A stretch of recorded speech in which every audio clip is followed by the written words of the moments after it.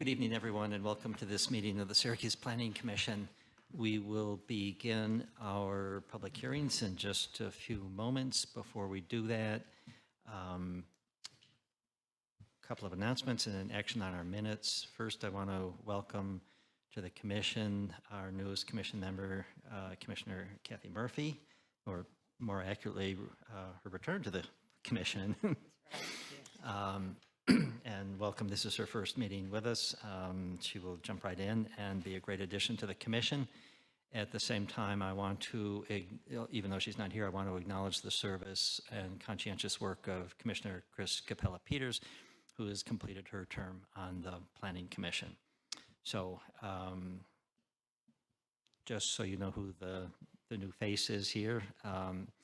And now we will move into the public hearings after we take action on our minutes from our June 26th meeting.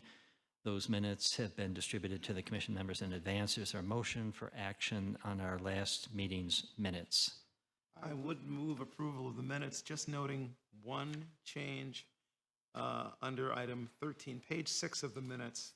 Under item 13R2267, 9 lines down, it says 311 West Beat Avenue, and it should be West Beard Avenue. But I would move the minutes after that correction. Noting that. Second. Thank you. Discussion? All in favor of approving the minutes as moved, please say aye. Aye. Aye. Those opposed, say nay. Any abstentions? Our minutes from the June 26th meeting are approved as corrected.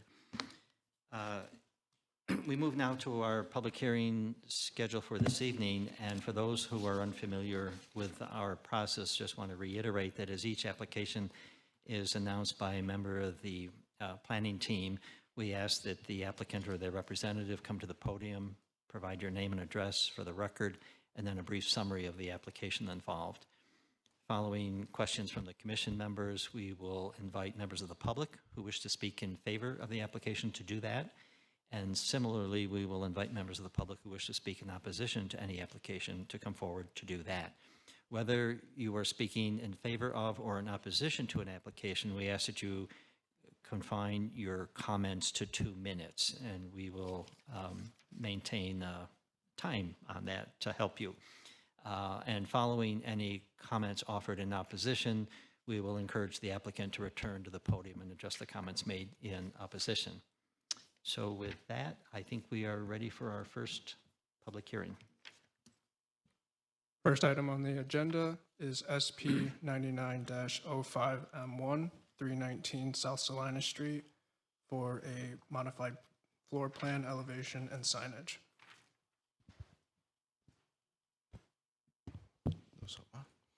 Hi, I'm Steven Songer. I'm with APD Engineering out of Rochester, New York, representing BAPA Networks, the new franchisee at this Dunkin' Donuts.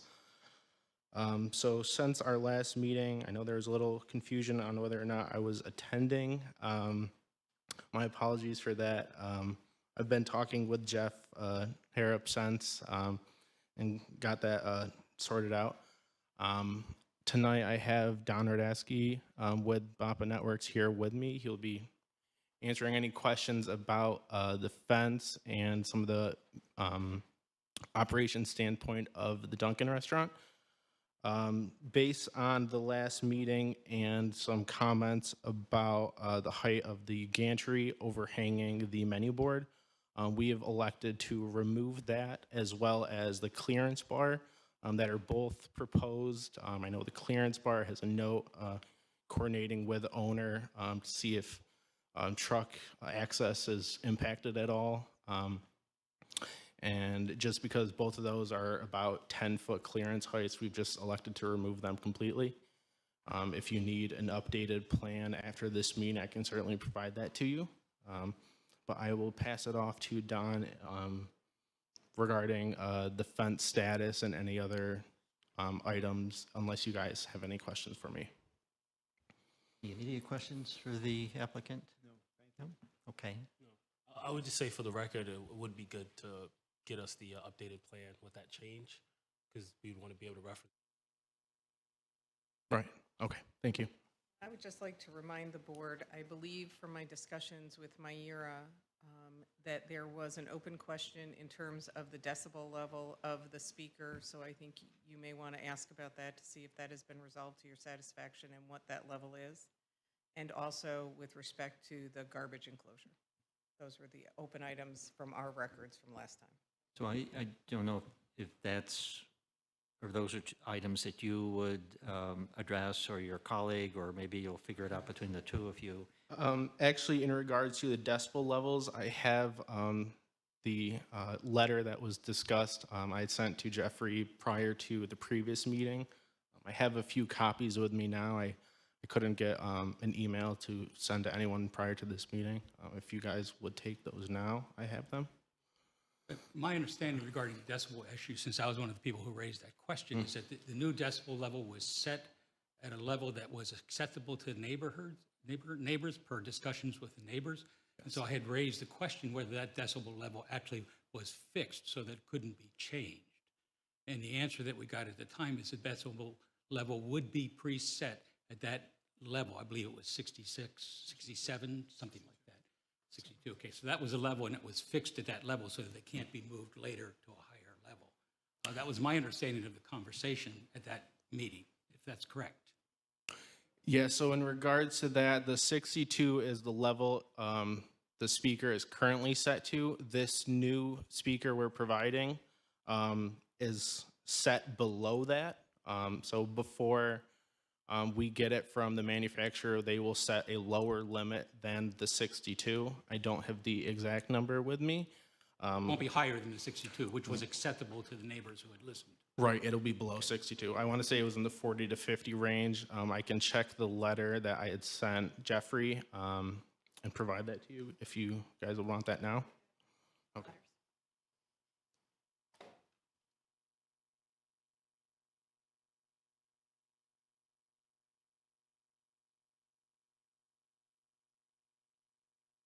Here if we have to.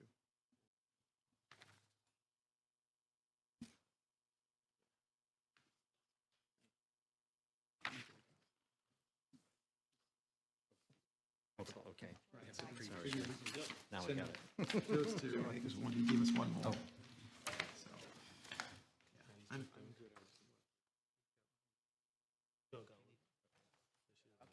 I'll give you mine. I have a good memory, Barry. I was thinking it was the mid-60s, 62, and Well, I had a 62 wrong. the letter indicates, this June 20th letter indicates the factory would include a feature that automatically reduces the decibel level between 54 and 45. Am I reading that correctly? Yes. Okay. Did you have anything on the illumination of the drive-through sign? I believe that was previously submitted regarding the illumination.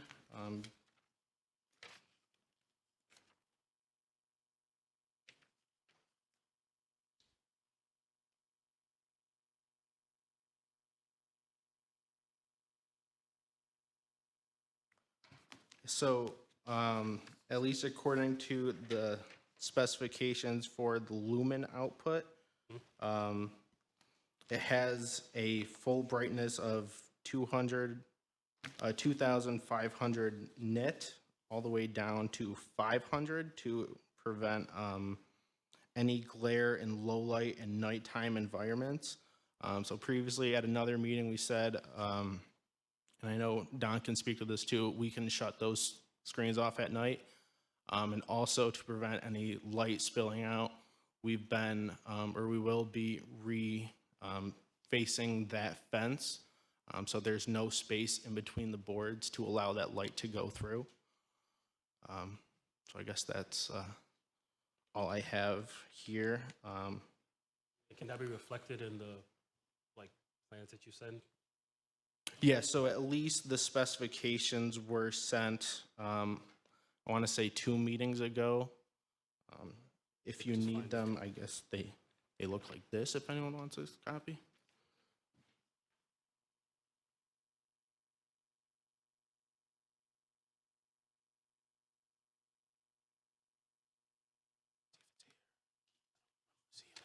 Go ahead. Can I ask a question, Steve? Yes. So can you confirm that the decibel level of 62 is the decibel level that's acceptable to the neighbors? The neighbor is here tonight, so perhaps she can speak on it afterward. good. Okay. Don had met with the neighbor, and they, to my understanding, they worked out down to 62 decibels. Okay, great, thanks. The fencing, we had talked about the height of the fence. You're saying it's going to be closed, it's not open slats. What is the proposed height of the fence? So the proposed height of the fence was 6 feet. That was on the plans sent 2 meetings ago. I believe that has not changed. So 6 feet is that max per code. It was previously 5 foot with a scallop top. I don't know if the 5 foot was to the bottom of that scallop top or the top. Thank you. Yep.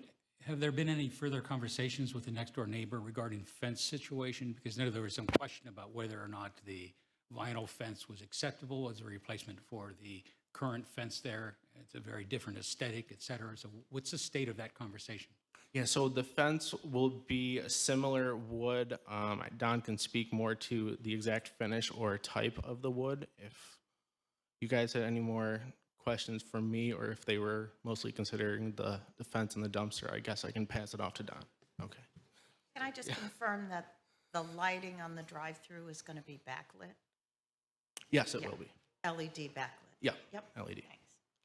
Thank you. Hi, good evening. Donald Radecki Jr. from Papa Network, 2750 Westinghouse Road is where I work at, and I could speak on various questions. I did meet with our neighbor last week regarding the fencing, the type of fence that we both agreed upon, so we are going to keep the same wooden fence. It's not going to be a stockade where it's pointed. It's going to be rounded. We already ordered the wood for the whole fence to be replaced, and per the neighbors, that there could be, the current fence has a in and out look where you can see between the fence, and in some spots of the fence line, there is like a dip.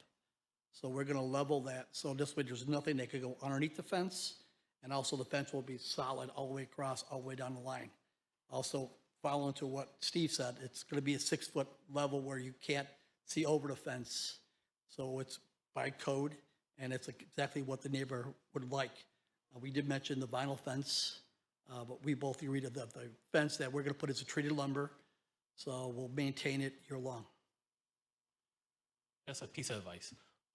Not that I'm discrediting anything you're saying, or not that I don't believe you, but the conversation you're having with the neighbor, I would highly recommend you get that in writing, showing that they're okay with it, because you can say, hey, me and the neighbor had a great conversation, they're on board, and then come in front of us, and he's like, oh, and not saying they would do this, but they may forget what they agreed to. So just get that in writing, just for the sake of your safety and for communications to be, clean. I know the neighbor is here today, Okay. so she's able to, answer your question there.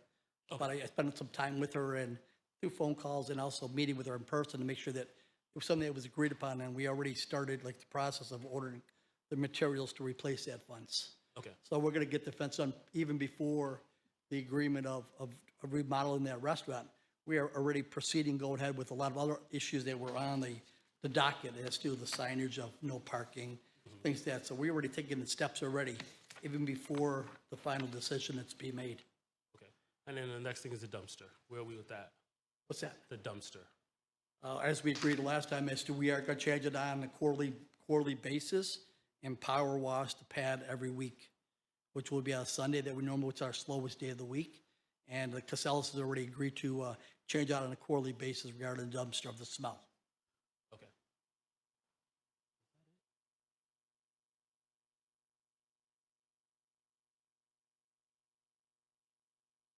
Further questions?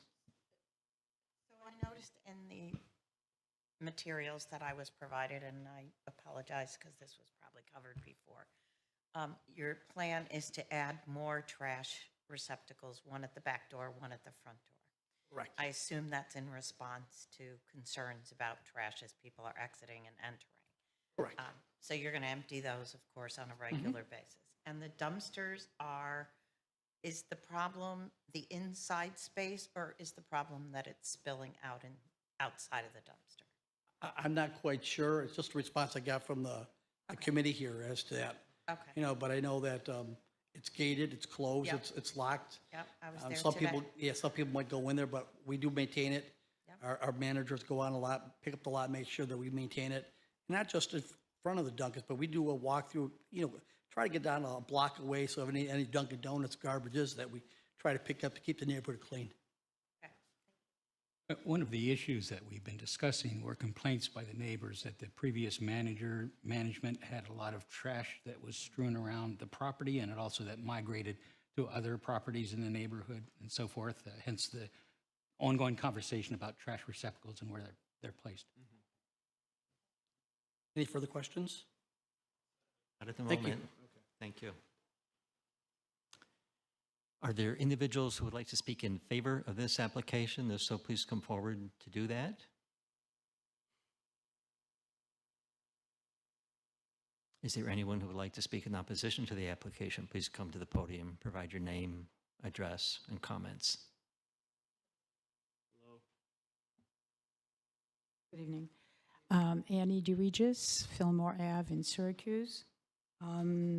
Okay, so regarding the decibel amount, I don't remember having a conversation and agreeing to anything like that. So you're saying that the decibels are going to go down from now on? Because they're still quite high, especially 6 a.m. on Saturday morning or Sunday morning. It's quiet, and so that's pretty loud still. So they're going to go down? Is that what you're saying? Okay.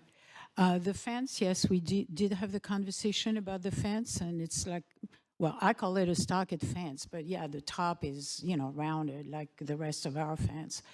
And the trash, yeah, comes over from under or thrown overboard, but that's been going on for quite a while. It wasn't like that for many years, so I don't know what made the change. The other thing that, and I hope it's okay for me to say this, but we've been away, and it just happened last Friday night at 4 a.m. The delivery trucks come in, and they pull next to the drive-through. That's where they drop their things off, and they make as much noise as if it was like 8 a.m. or 10 a.m. They open their gate, they bang down, and they leave the truck running, and they keep the beeping from, moving back.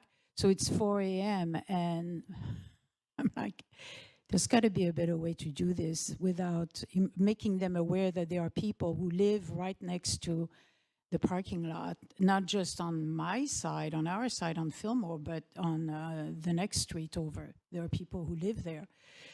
So I don't know if something can be done about that, but that's really loud. And that's like a recurring problem because, of course, they deliver always at night, 3 a.m., 2 a.m., and they talk to each other like it's, like I said, during the daytime. So the level of noise, I guess that would be one of the most concerning things, and we'll see what happens. Are there other individuals who wish to speak in opposition to the application? Please come forward, provide your name, address, and 2 minutes worth of comments, please. Yeah, Kathy Stribley, 316 Monticello Drive North. I'm pleased that the gantry or overhead structure is going to be taken out. That's an improvement. Pleased there are trash cans being placed around.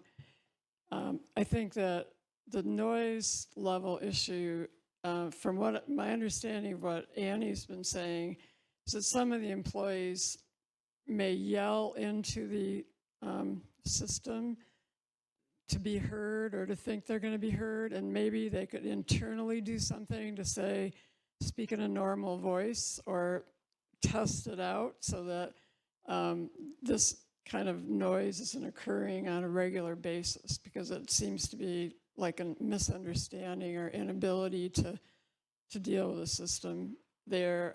As we've said before, I think, prefer that the order board was not facing your house. the light was not facing your house, the speakers were not facing your house, but that's the way it is unless they reconfigure the site and the building. I don't think we're going to get a better solution than what we have at this point, but you know, we are where we are. It's not a great place, but hopefully we can make it better. And I hope they keep up with the garbage and the cleanup situation around the site. Understand also the homeless people living back there now. So we have that issue going on. So I hope it's better if you approve it. Thank you. Are there other individuals who wish to speak in opposition to the application? Please come forward to do that. I don't see anyone else rising to speak on this application, so I'll defer back to the applicants. You have the opportunity to address the comments made in opposition if you want to address those points or clarify something along those lines.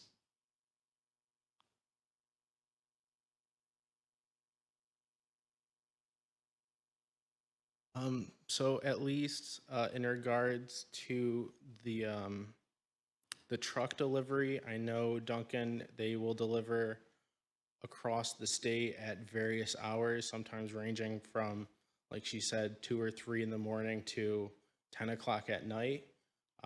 We can certainly talk to their distribution team.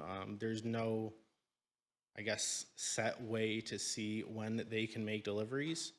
And then going back to any of the decibel levels, I will have to confer with Don and the neighbor and see if there is a solution we can come to. On a delivery issue, is there a reason why they have to park in the driveway? Because it seems like there'd be plenty of room out front of Dunkin' Donuts for them to park, not next to the property next door. So at least dealing with the state, they do not like delivery trucks to stop in their road. I'm not sure about how the city may feel about that, but then the truck would have to go through those neighborhood roads. At least going through the site, I will have to check some truck turn program and software that we have to see if a truck is able to pull in without going around the drive-through area. It's a relatively small site, so sometimes truck drivers will just do what they can, I guess, to make the drop-off. I know they, I don't think they would be able to make that turn around, basically bypassing the entire drive-through and circling that site. So if there are any other, I guess, questions to the operations, I will just have to turn it over to Don. Thank you. For the commission members, we heard of some progress and some changes on this application as a direct result of consultation with the neighbors. We heard the updates tonight. I think Mr. Songer is going to provide an updated plan that we do not yet have. Do you wish to maintain the hearing open or close the hearing and either until the updated plans are in hand and further clarification regarding the decibel level? What's your pleasure?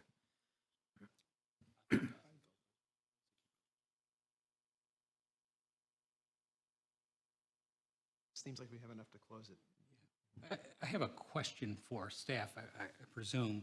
In the new material that we got for this meeting, in the EAF Mapper Summary Report, question 13A states that digital mapping information on local and federal waterlands and water bodies is known to be incomplete prior to the EAF workbook. I refer to the EAF workbook. I'm just curious, what, if any, weight do we give to that? Is that a matter for us to consider, or can we assume that will be taken care of as a matter of course?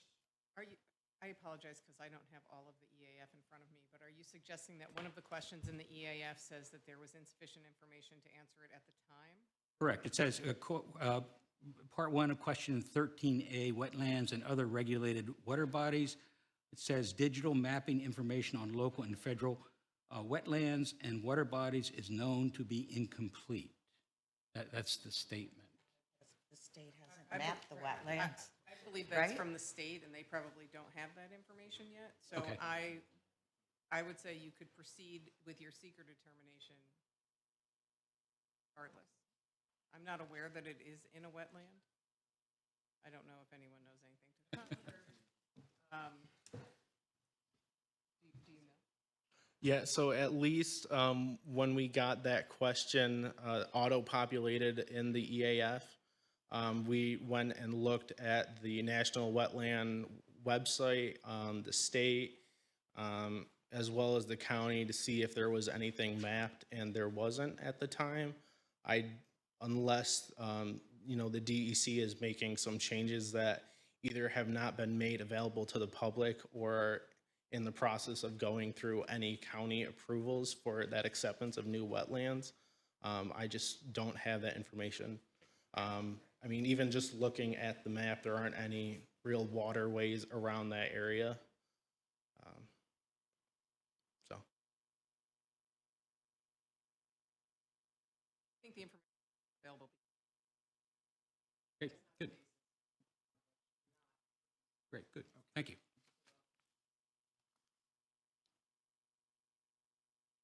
We're left with somewhat of a discrepancy in terms of the decibel level and what might be acceptable and not acceptable.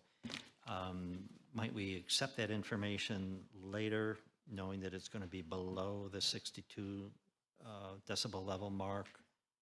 What I would recommend for the board's consideration from what we've heard today, we know the old system was at 62, or it's currently at 62, and that is too loud, and that the new system, should you elect to proceed and approve this, I would do it with several conditions, one of which might be that the decibel level can never be set any higher than 54. Because what the information that you were provided says that it will be set between 45 and 54. The upper range of that range. So it the can upper never limit of be that set range. higher than 54. Mhm. That would be one recommendation. The letter does call out the automatic volume control feature as well. In the new system. Maybe he can speak to that more, but yeah, the proposed speaker system, not only can it be adjusted, but also comes with the automatic volume control feature so that could be a condition. I think that that is what is indicated, that it will be ordered with it preset, and they can indicate that it should not be set any higher than 54. And one of the other conditions, based upon what has happened at the prior hearing and then provided this evening, is that any approvals the board is considering might be conditioned further upon the removal of the overhead signage, that the board, the ordering board as I call it, is backlit with LED so that that reduces the lighting, that the fence, as indicated, 6 feet, no spacing between and leveled out at the bottom is also a condition. And then whatever additional conditions you elect to put. Receipt of the updated plans. Receipt of the updated plans and any other conditions relative to the trash area that you see fit, including the installation of the 2 new canisters at the front and side or back door. Sounds like a motion. And I also want to note that you generally have other standing conditions, and for the record, I want everyone to be aware of them. They are things such as compliance with all state, local regulations and laws, that any construction or improvements must be completed within 12 months of your approval, or else your approval is null and void unless they seek an extension, that the property be used and maintained in a neat and orderly condition. So for instance, and Jake can confirm this, but having trash strewn around, regardless of what conditions are put in place, it's the owner's obligation to maintain the property.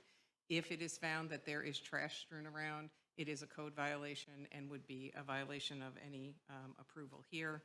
So those types of conditions will appear in any resolution adopted. Automatic. I would be willing to put that motion on the floor for discussion and additionally add to it that the manager and the neighbors work together on a continued basis, which I realize is not part of the resolution, but just urge you both to address things as they occur and not let them remain or stew, so that there's a relationship that is built. And I would add the automatic volume control, to, as Jake indicated, to the thing. And seeker, yes, I know there's motion for seeker. A negative declaration. So first things first, let us then close the hearing, would be a good next step. And next, we've relied on Miera to walk us through the action, which we now do separately, Kathy, for a secret determination. And might we turn to you to walk us through that step before we consider a motion on the application per se? Absolutely. So has everyone had the opportunity to review the EAF that was provided to you in your agenda? Yes. Okay. And you're familiar with the questions outlined in the EAF relative to this project and the application before you? Yes. And do you believe the project will have any moderate or large impacts in the area? No.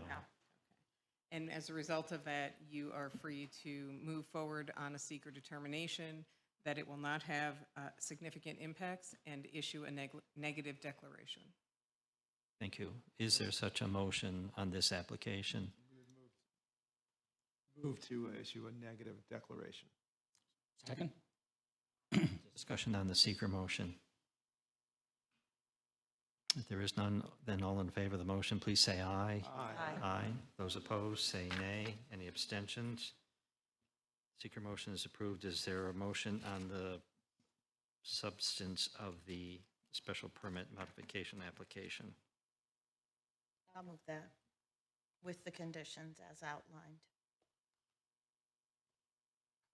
Just to recap, pertaining to the overhang, the fencing, the decibel level for the sound system, and the enhancements to the trash receptacle area and its protocol.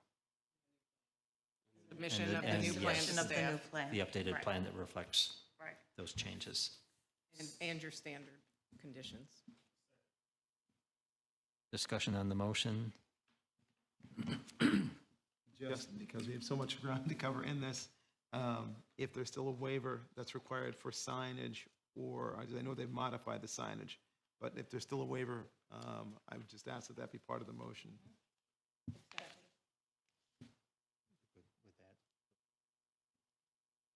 Further discussion on the amended motion? If not, then all in favor, please say aye. Aye. Those opposed, say nay. Any abstentions? So SP 9905M1 is approved.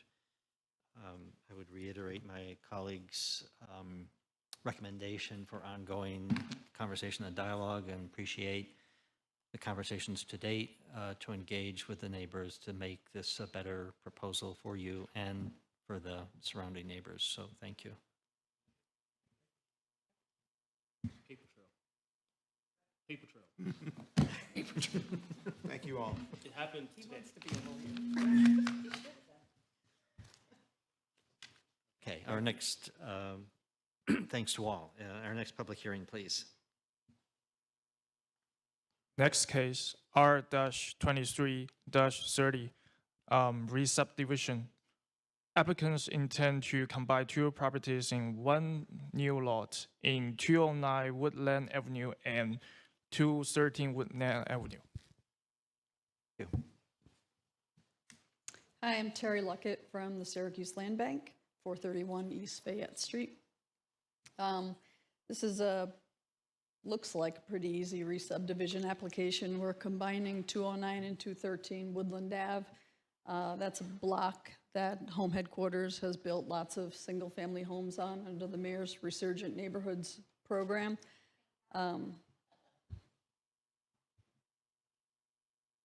Our strategy is to merge the lots and sell them to home headquarters so that they can build a house and sell it to an owner occupant. And the larger lot size will make that home more attractive to an owner occupant. The re-subdivision will create a over 10,000 square foot lot with 76 feet of frontage, but that doesn't change the character of the neighborhood. There's lots of other lots on that street that are of a comparable or even larger size. The issue with this is, and this is a continuation hearing, so I'm not sure if this is an issue or not. When we submitted the application in March under the old zoning code, the zone on that street was RAA on the whole street. And with rezone today, 209 is in RO3, and for whatever weird reason, there's one R2 in the middle of the block, which is 213. So they're two different zones now, but when we opened this hearing, they were the same zone. So I'm not sure what we have to do about that. I think the continuation had more to do with there was no one here to present the application at the last meeting, rather than any changes as a result of rezone.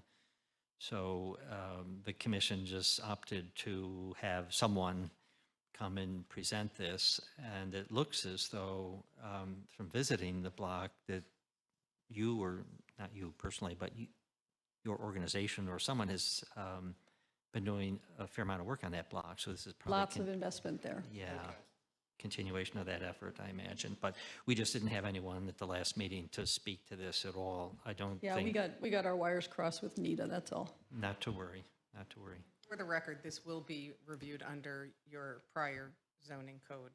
Rezone will not apply to what is before you. Yeah, just for clarification, it's my understanding that if an application is deemed complete before a rezone was passed, then it's up to the applicant to decide which zoning regulations they wish to be That's excellent. assessed by. And in this case, you were complete before rezone. Great, great. Further questions for the applicant? All set, thank you. All set. Thank you. Thank you so much. Are there individuals who would like to speak in favor of this application? If so, please come forward, provide your name, address, and up to 2 minutes of comments. Is there anyone who wishes to speak in opposition to the application? Please come forward. We have no additional speakers. I think we are in a position to close this public hearing and entertain a motion for action on the proposed re-subdivision. R-23-30. Motion to approve. Whoops. Sorry. Yes. I was taking notes. We are moving so fast here, it makes my head spin too. So we just closed the hearing for R-23-30, the proposed re-subdivision on Woodland Avenue, and we are in a position now to walk through our process with seeker. So again, you have had an opportunity to review the EAF that was in your package with respect to this application? Yes. And you were familiar with the questions as you indicated before? Yes. And have you found that anything being submitted as a result of your review would result in a significant impact on the environment? No. Then you are free to proceed with a finding that it will not have a significant, this action will not have a significant impact, and issue a negative declaration. Motion to approve with a negative declaration. Second. Discussion. All in favor of the negative seeker declaration, please say aye. Aye. Those opposed, say nay. Any abstentions? The seeker motion is approved. Is there a motion on the re-subdivision itself? So moved. Approved. Second? Second. Discussion on the motion. Just reiterating what the applicant said, if you look at the blocks here in Woodland Avenue, there's previously been a disruption in the pattern. There are large lots already there. So this will not be a new disruption. Any further discussion? If not, all in favor, please say aye. Aye. Aye. Those opposed, say nay. Any abstentions? R-23-30 is approved. Thank you very much. We move to our next public hearing. Next on the agenda is R-23-31, a Reed subdivision dividing one property into two lots at 1001 East Brighton Avenue. Good evening, Ed Keplinger, Keplinger Freeman Associates, 6320 Fly Road, East Syracuse, New York. Last month, we presented the two-lot subdivision. We're taking a 4.5 acre parcel and splitting it into a 2.9 acre lot and a 1.6 acre lot. We presented the plan at the last meeting. I think we were just waiting for county comments. County did meet, I think, several days. I do have the comments here. Oh, okay. And the plan, the submitted subdivision plan addressed those comments. They wanted all easements shown. There's a sanitary easement that cuts through the parcel, and then we have an access easement, which at the last meeting we presented this plan. This blue parcel of land is the access easement, and it comes out at the light at Lafayette Road. So we're not having a new curb cut along East Seneca Turnpike. Well, that's one curb cut gone. Well, one curb cut not created. Wow. Same, yeah. Yep, exactly. I think one of the questions that came up at the last meeting that were discussed, and I don't think there was a clear resolution to that question. And in light of the county planning board's report, I'm just wondering about the advisability of moving on the re-subdivision when there currently are no plans for that other property, because it seems like there are some uses for that property which would not be amenable to the code, et cetera. And so I'm just wondering about the advisability of making a decision on a re-subdivision at this point when there currently are no plans for future development of that other parcel. I guess that's as much a question for staff as for you, although I guess I would wonder why you're anxious to do the re-subdivision right now. Well, we do have a potential tenant for the first lot, and they'll be next on the agenda. And then this, where the subdivision lot line curves is a natural break in the topography. There is a distinct difference between a lower level and an upper level, and that's where the property line generally occurs. Further questions for the applicant? I mean, perhaps we should have opened both hearings at once and talk about these concurrently, knowing that we would act on them separately. Would you?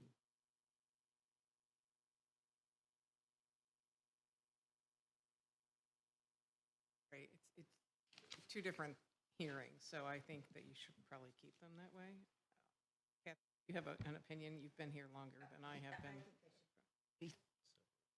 Two separate, but we don't have to act on the first till we've talked to the second, if that is going to be helpful, right? Okay, that would be helpful. Would be my sort of inclination. My question on the curb cuts, so as we described, where the easement is now is existing, there cannot be a curb cut, which you're saying is the corner of Lafayette and East Seneca, correct? There's an existing driveway, yes, correct. So that's off limits for a new curb cut? Correct. Potentially. So what does that do for the curb cuts on parcel 1? I don't have the answer for that. We're not part of that development team. Okay, so Joe's going to answer that. Okay, you can answer that in the next one. Sir, you have to come up to the mic and give your name for the record and your address. Hi, Joe Hucko, 120 East Washington Street, Syracuse, New York. To speak to the two-lot subdivision, we do have a tentative commitment, if you will, for one parcel. And within that parcel, the team is right here that is going to be next. And they are reducing the curb cuts. So this parcel will have less curb cuts than exist presently. Parcel 2. Parcel 1 will have less curb cuts. Parcel 2 will be, will maintain the Lafayette access road. Okay. Yep. Okay.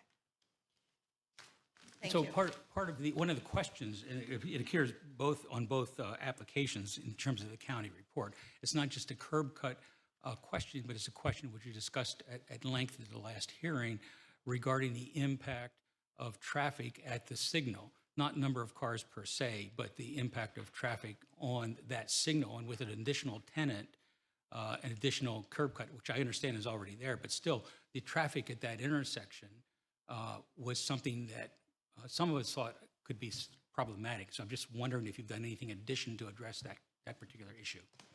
Parcel number 1 you're referring to? Yeah. Well, both parcels, I mean, the intersection, I mean, the curb cut for both parcels, access to both parcels is very close to the signal. And so the issue is not the total number of cars that would be passing by there, but the impact of the traffic at the signal during high peak times, which is right now problematic as it currently exists. Again, so for, there are 2 signaled traffic intersections. We do not have a defined use for lot number 2, and lot number 1, which is the car wash, has all the traffic information that you're going to be requesting. So our objective here today, in the short term, would be to get this subdivision approved, let them advance through this process for their approval, and when we have a committed user for parcel number 2, of course, we'll be back before you. And for some of you may recall, we did approve this parcel several years ago, 2017, I guess it was, or 16, into a 4-lot subdivision, which much more density. So, and you know, we were kind of thinking that this was less of intense use, and we're conscious of whatever we're going to put on a lot number 2 will have, you know, minimal impact, if you will, to traffic and to the operations. So because I confused myself here now, Joe. 1 is going to be for the potential special permit applicant, correct? It's a car wash application. And the curb cuts that exist there today, as I understand it, are going to be the curb cuts that will be there. There'll be less. There'll be less curb cuts than what exists. Oh, that's right, you just said that. Yeah. Okay, and we're not touching 2 Right. right now. Two you gotta come back and two with a new site signaled plan. Yep, intersections yep, will okay. feed this 2 distinct, Yep, yep. separate signaled So intersections. we're waiting to hear about the special permit. Got it, sorry. Okay, sorry. Confused myself. But if we can add a request, we would prefer to have this process, the subdivision opined on, as opposed to wait until we have a defined user for lot number 2, if possible. As a general reminder to the commission as well, late last fall, at the request of the Planning Commission, requested to the Department of Public Works, who undertook a technical analysis of this intersection through SMTC. So I know there were a number of recommendations and opinions, maybe not necessarily considering everything that's being proposed before us today, but definitely considering the Taco Bell that's now in that intersection and other developments to come and other land use changes with rezone. So I guess as a sidebar, there is some work taking place to recognize pedestrian and vehicular traffic in that intersection outside of what's being proposed before us tonight. I'm glad you brought that up. There was actually a reference to that at the last meeting by someone who submitted a comment without outlining what those recommendations were. Can you summarize it kind of a high level, what the thrust of those recommendations were? I know the transportation planners from SMTC that did the technical analysis and study had a number of different options as a proposed solution.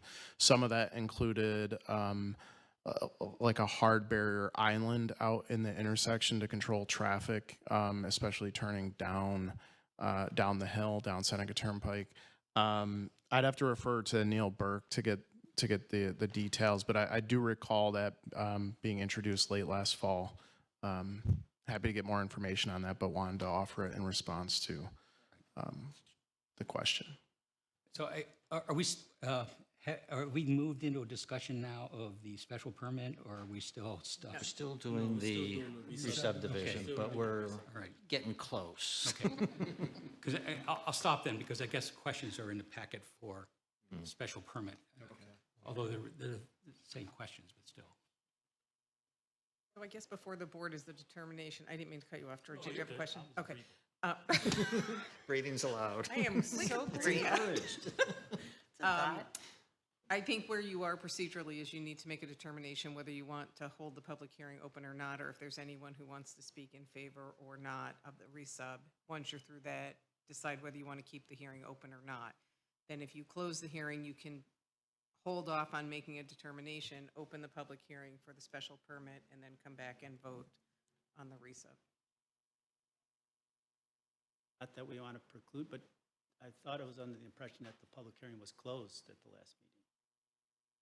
No. No? No, both hearings were maintained open. Okay. Yeah.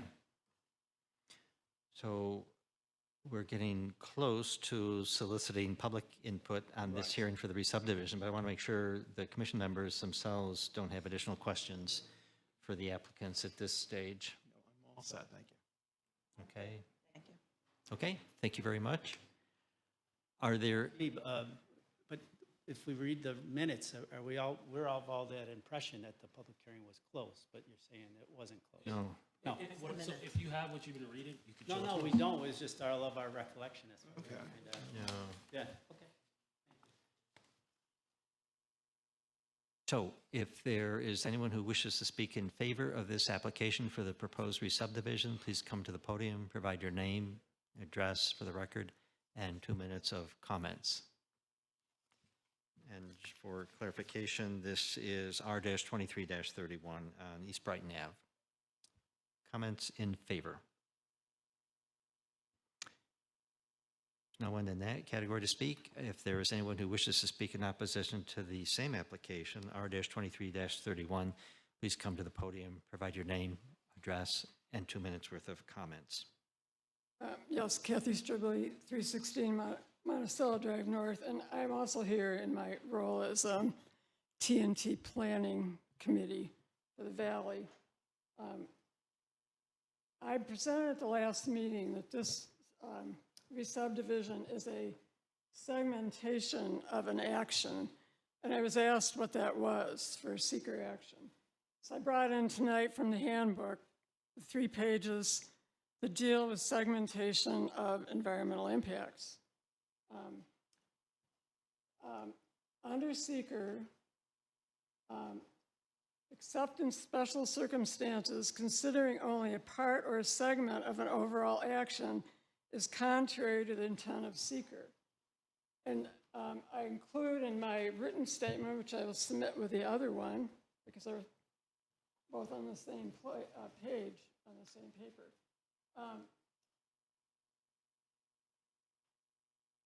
This is where a project sponsor attempts to avoid a thorough environmental review of a whole action by splitting a project into 2 or more smaller projects.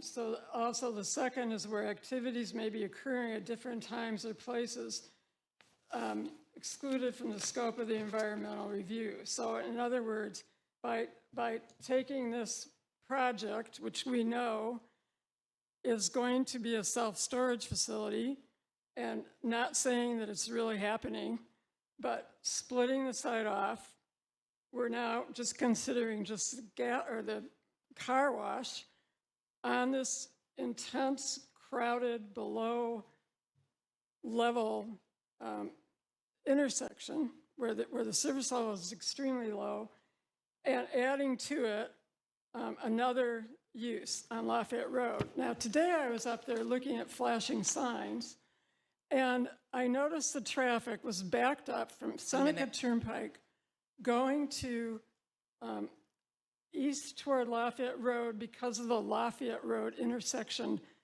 signal. There are many things going on up there. So adding traffic to the Lafayette Road signal doesn't really help. But I'm going to say that in the criteria for segmentation, common geographic location, activities that share a common impact and that may not be significant in themselves, and common ownership are tests for segmentation. And you've got all those. There are more tests, but I just pick out those 3. There's another one called inducement because you're essentially approving a landlocked parcel with an easement to Lafayette Road. Okay, and that you're committing yourself to that legally, and I'm not sure what the status of that is. So this is more than a speculative proposal about the self-storage. So if I'm at the end of my time, You are. I just want to say that these actions need to be considered together given what's going on up there. We've got 81, we've got new housing, we've got housing out in town of Onondaga, and R4 approved up on Lafayette Road. You've got a lot of stuff going on, and this is going to be right at the center of that.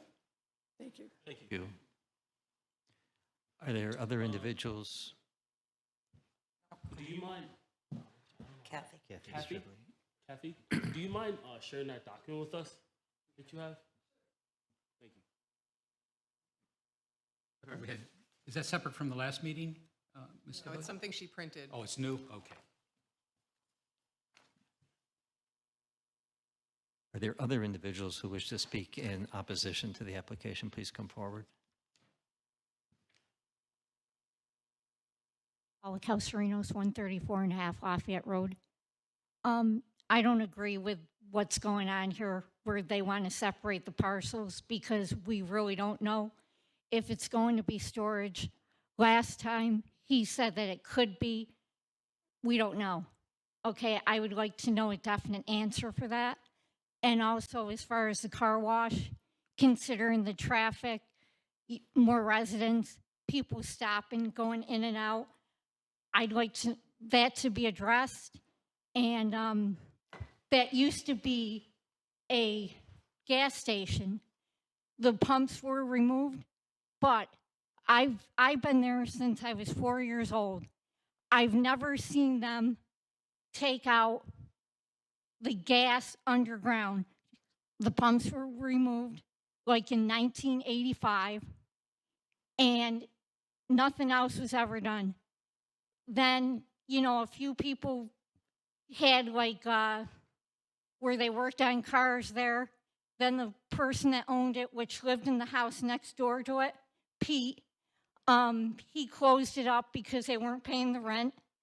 And I just don't think it's a good idea at this time for them to separate the parcels when we really don't know from this fella what is actually going to be there. He said it could be self-storage. Is it going to be, or is it going to be something different? That's all. Thank you. Are there other individuals who wish to speak in opposition to the application? Please come to the podium. There don't appear to be any additional speakers, so back to the applicant. You have an opportunity to address some of the comments made in opposition if you choose to do that.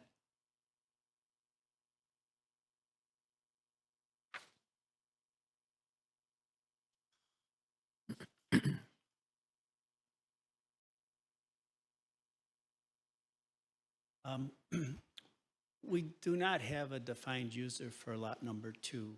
We did throw out that there potentially could be self-storage, and it potentially could be self-storage, but there's also other approved uses that can work there that are low impact, and we do not have a commitment any which way.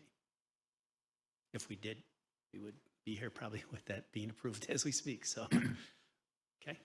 Okay, thank you. Joe, all remediation has been. It has and it will be done. And Yep. It reads as that it's all going to be taken care of, that Of there's going course. to be no Yeah. potential issue there, correct? Correct, absolutely, unequivocally. How are we sure of that? Because you just said it has been and will be. So it has been. And will They're- be. Both.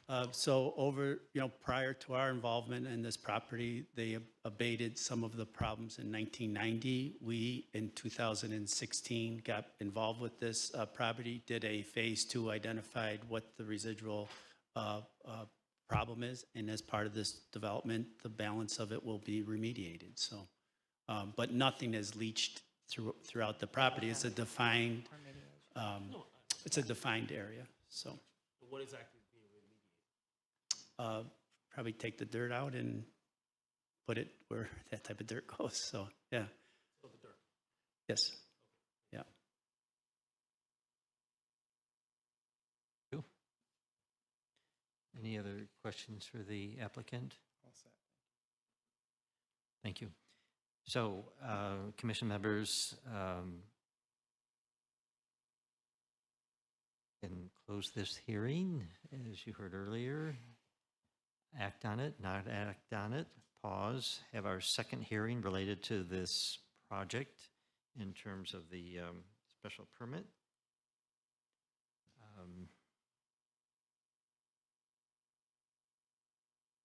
want to speak briefly to segmentation. Sure. So the board is being asked to review seeker based on the action before you. So the action before you is a subdivision. There is no requirement under the code that an owner know exactly what they're going to be doing with each parcel when they re-subdivide. You cannot perform seeker on speculation or a speculative plan, so it would be impossible for you to perform seeker when we don't know what is happening definitively with the second parcel. There's no plans before you relative to the second parcel, so it would be impossible for you to do that. That is what segmentation is designed to do. If you are aware of the totality of a project, if they come to you and a project says, I'm going to build 3 buildings on this land, I'm only doing building 1 today, but next week I'm going to be doing building 2 and then building 3. You would need to do seeker on the totality of that because the applicant is aware of what is being built at the time they come before you. It does not seem to be the case here. What seems to be the case is you are being asked to take action on a re-subdivision where they don't know what is going to take place on the second parcel.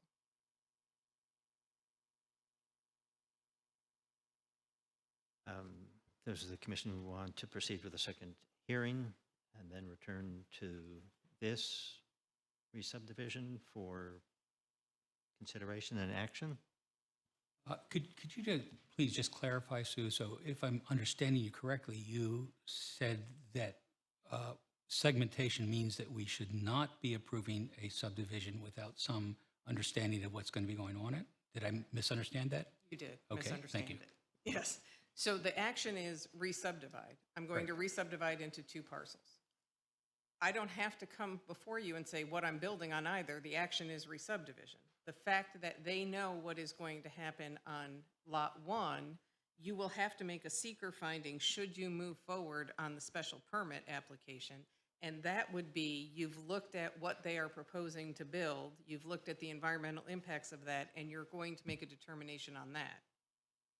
Does that make sense?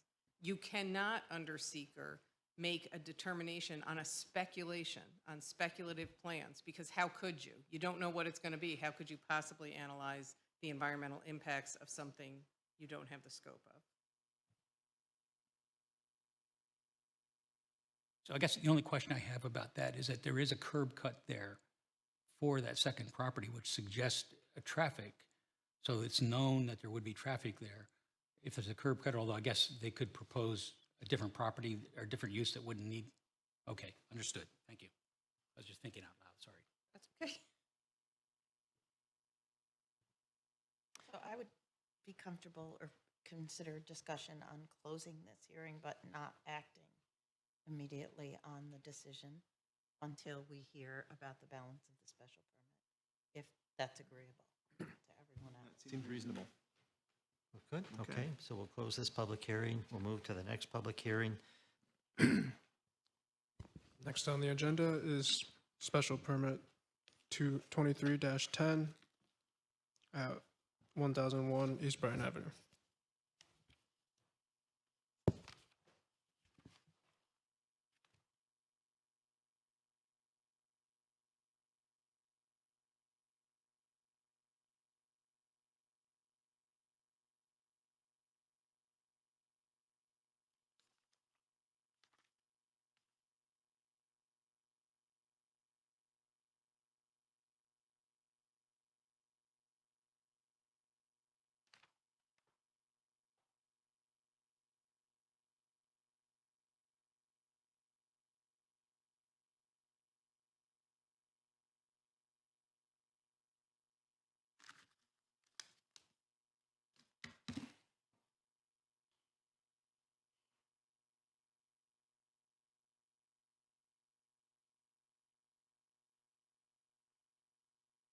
Good evening, Garrett Steiner with DDS Engineers, 4500 Road in Rochester. The board is familiar with the project, so I'm going to give a brief update on the changes that have been made. Since the last time we were here, we've taken your comments into consideration. We submitted a full comment response letter, revised plan sets. We've moved the dumpster enclosure. It's no longer within the 40-foot front setback. We've pulled back the delineators from the entrance of the site. That allows for better turning movements for customers and emergency vehicles.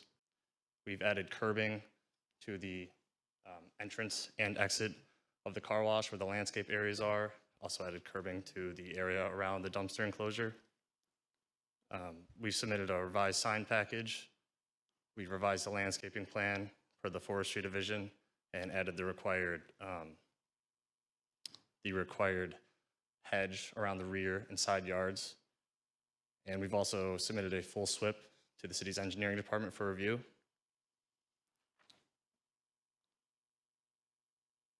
Being that most of the issues outstanding are technical, we would ask for approval tonight with the outstanding issues being resolved with each city's department. And I'd be happy to answer any questions on the application. Thank you. I guess I'd have a question for staff as we continue. Know then if the modified plan for landscaping, there's a limit. Right, I was talking with, Yeah, just 1 second, and I'll come back to you as soon as we.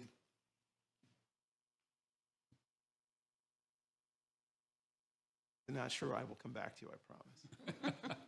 Just like at home.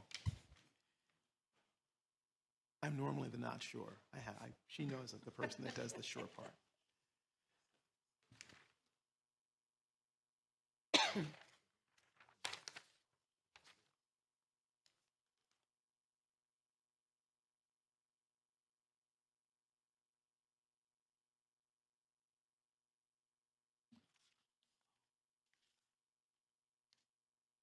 So based on the revisions that have come in, it's substantially meets all the criteria from what we've looked at. So has it limited the number of waivers needed, Jake? Specific to landscaping, I believe. Landscaping. No, to the whole project. There are 8 or 9 altogether. Right, it looks like, that's what I'm just trying to narrow it down. So the request, I think, is 8, right? Something like that. Think. Thank you. 8.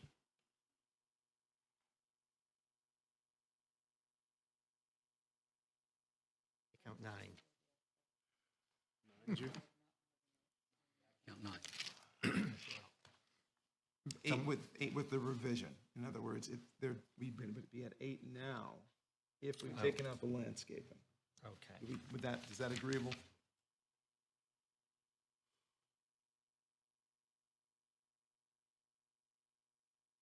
You want this back? Always asking you. Maybe it would be helpful if I identified the waivers that I think are outstanding. Okay. And I do apologize because I was not here last time, but I'm just going to read them because otherwise I don't know how to make sense of them. There's a request for a deviation from Part C, Section 4, with respect to the setback from the primary street line, a distance of not less than 40 feet. The site plan illustrates a proposed dumpster enclosure setback 27 feet from the primary line. So that's one. There's a request for a deviation with respect to the side and rear yards. Are you having that one? Do you have that one, Walter? Yes. Okay. Let's see. Shall not be less than 20 feet, shall be provided with an opaque fence of not less than 4 feet, nor more than 6 feet in height.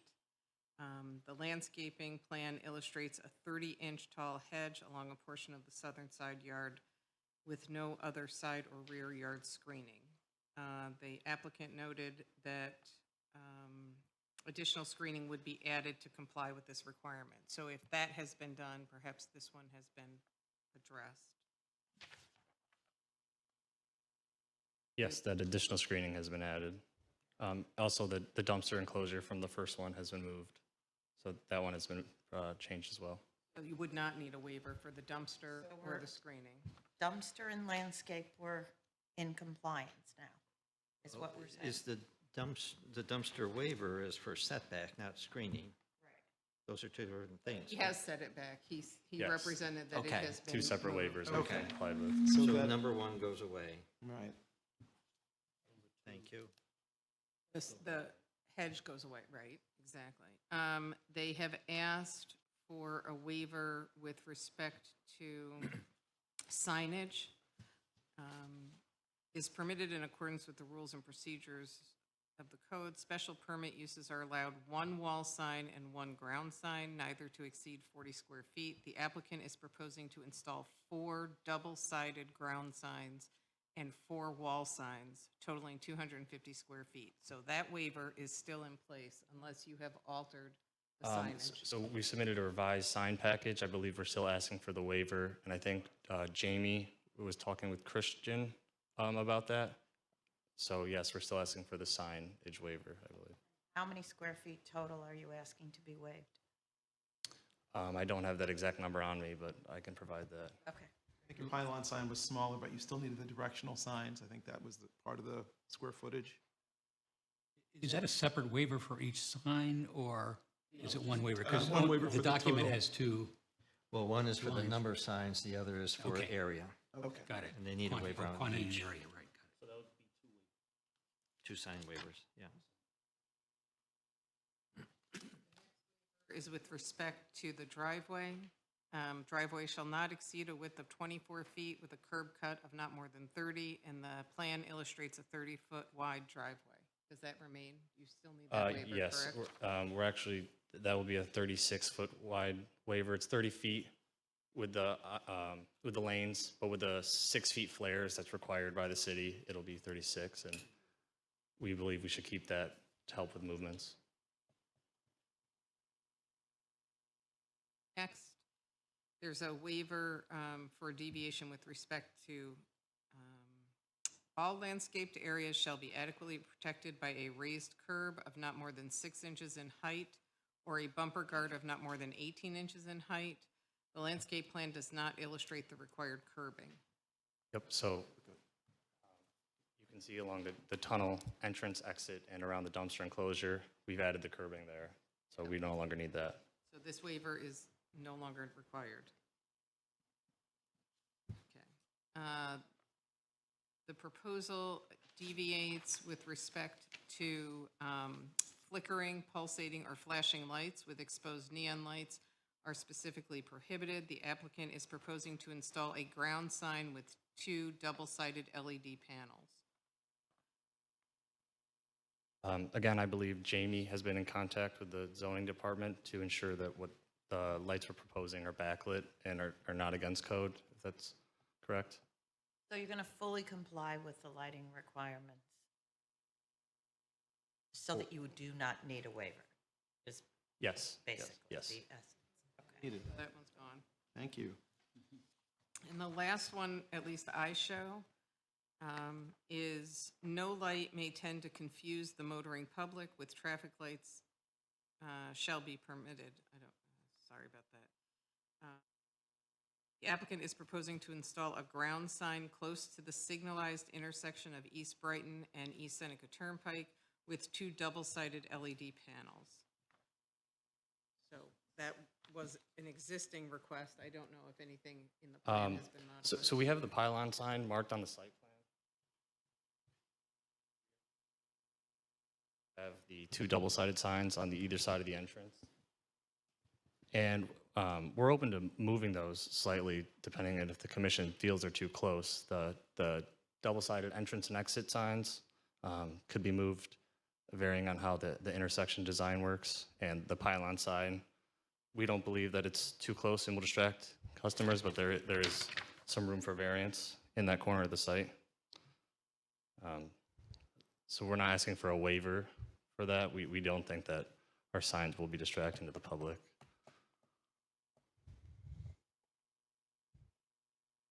I can ask a question. So on the sign that you're describing, since we're saying they're not flickering, they're internally lit. Dave, do you want to speak to that? Yes. Dave Clements, 7182 West Bluff Drive, representing Splash Car Wash. So the signs that we're referring to now are they're internally lit, illuminated enter exit signs, and they're visible from both sides. So it's a a colored panel on either side with a light inside, and it's just instead of using it's incandescent or fluorescent, it's an LED bulb basically. So when we say LED lit, it's internally illuminated LED. But again, it doesn't flash, doesn't flicker. No. And I think you were here last time, and I used the expression directional sign. Yes, sir. Both of them are both directional size, but they do have two sides so that the square footage does add up to what you're referring to in the waiver. Understood. Okay.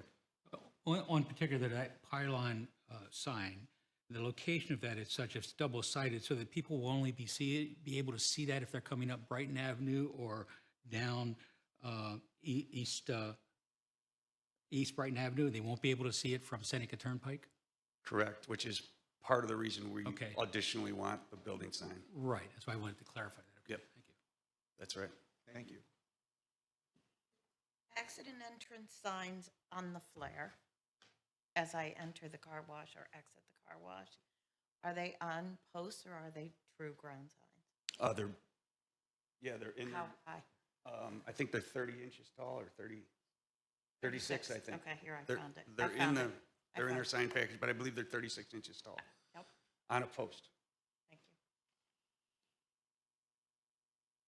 you. Going back to the flare, as you've seen in our depiction, and we'll continue working with the traffic commission, but it's an enter and then a left right. So that's the reason of the width, because there's going to be, if it's approved, there will be a left out, left, straight, right, left.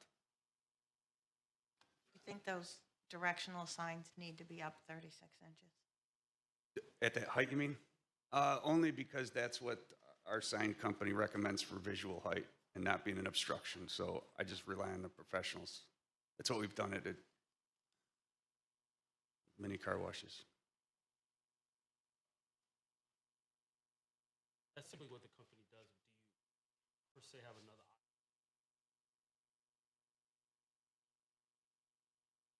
option? I don't have any experience with any other elevation that we've done. We've always maintained consistently about, I think it's 36 inches and so forth. I don't want people looking up or down. Again, I'll reiterate my question.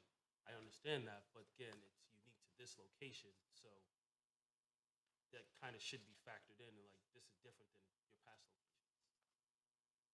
locations. I could ask, we want it to be safe visual. We don't want it to be an obstruction. We don't want people looking down while they're looking to get out. Like, for some reason, that is the normal height for enter exit signs in the industry, and not just our industry, in all industries. So it's kind of a standard for enter exit signs. Like a stop sign is 8 feet. These are usually 36. Thank you. Okay, yep.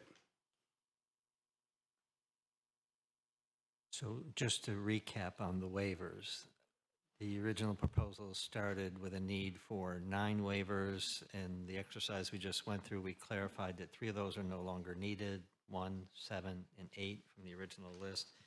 I think leaving a net total of 6 waivers now with the revised proposal. Did I do that count accurately?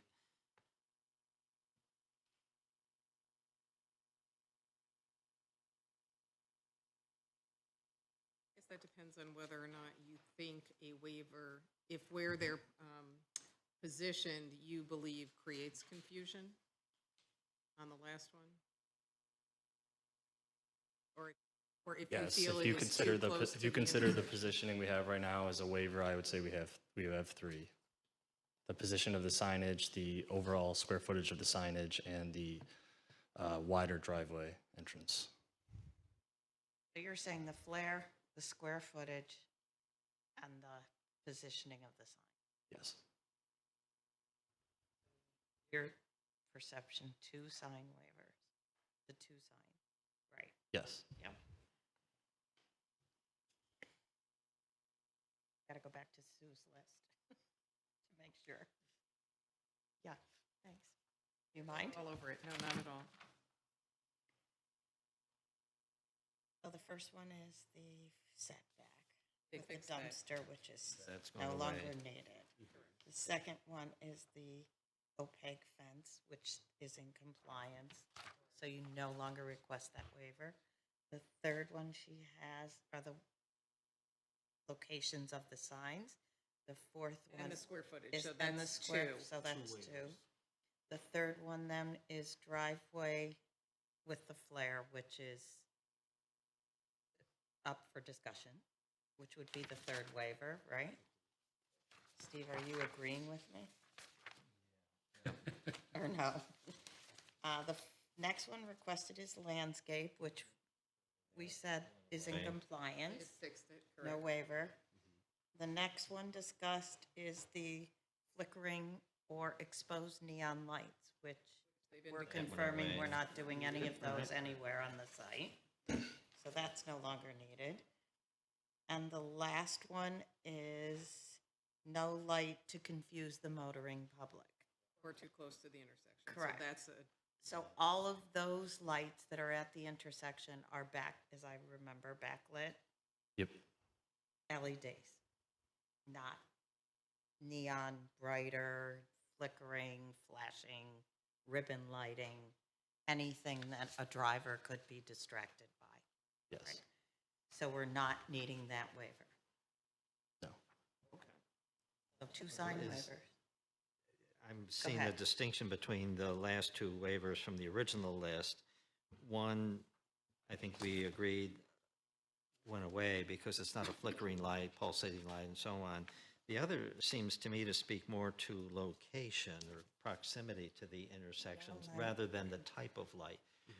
So that might still be up for discussion, whether it's too close or not too close, or whether it's going to confuse the public or not confuse the public. So, Two double-sided LED panels, right? Is that what you have there? yeah, yeah. Yeah. Item 21. it's a combined thing. So you're right, it would be, if you decided that it was too close to the intersection, or it was distracting, those would be, that would be one waiver. And is it flashing or any of those other neon lights? So you've ruled out that. So the question that is. Yeah, it's not flashing. Right, so I think what is up to a discretionary call is whether, based on the drawings, you feel it is too close to the intersection. Where it- Or it needs a waiver to exist where it's existing as As proposed, proposed, yeah. right? Okay, So with that, so there's four. if you decide you need one for that, it's 4, otherwise it's 3. Okay. That's good, that agrees with my number. Okay. I like it better when my ear is here. We are equally happy to have either one of you here. You're Both kind. invaluable. Yes, Up to 4, yeah. right? Yeah. So additional questions for the applicant, now that we've got the waiver thing kind of sorted out.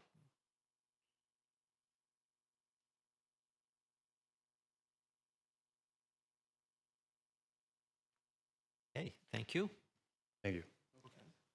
Are there individuals who wish to speak in favor of this application? If so, please come forward, provide your name, address, and comments of up to 2 minutes in length, please. Seeing no speakers in that category, are there any individuals who would like to speak in opposition to the application? Please come to the podium, provide name, address, and up to 2 minutes of comments.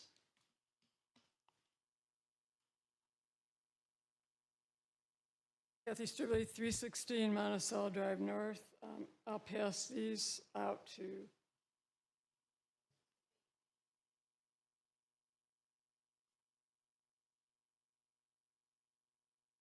Okay, I'm going to add to what I said before. I'm not withdrawing too much of what I said before. There have been some changes.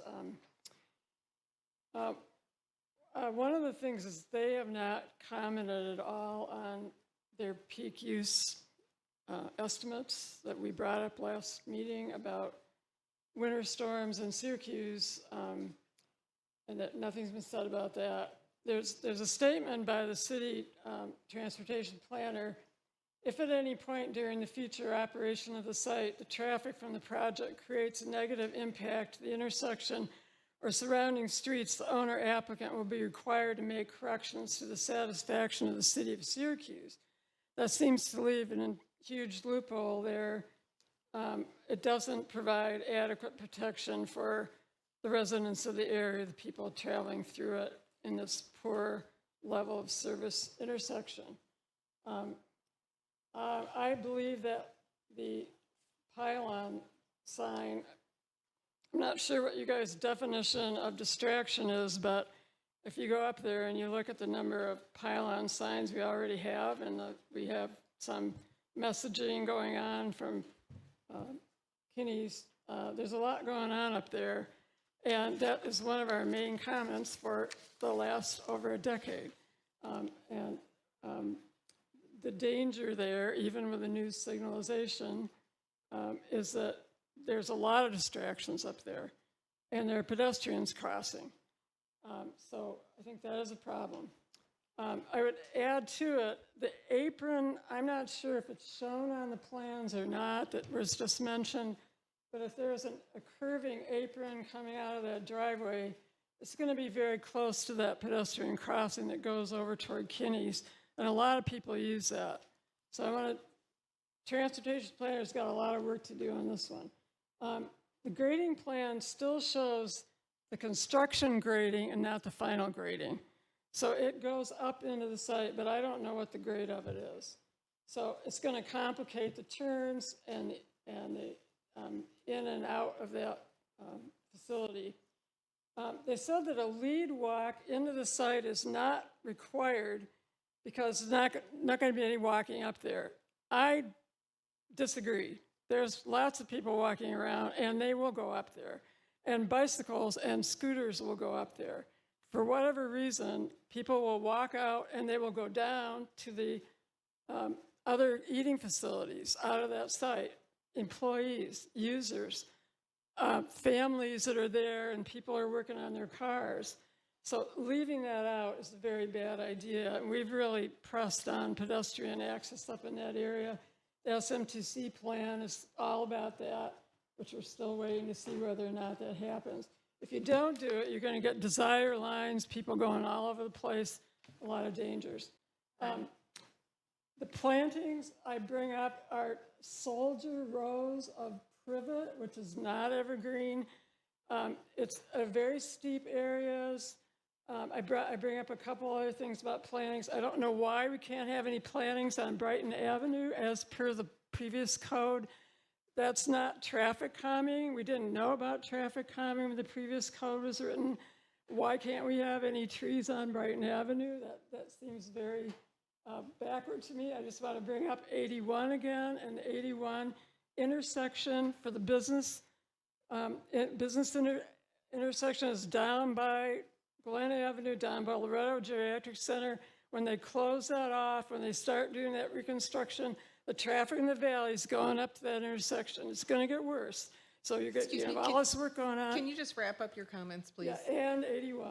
So I'm just saying, and I would urge you to look at the criteria for what segmentation means. If you look at that, you have several criteria already about that you're segmenting this activity at this critical intersection.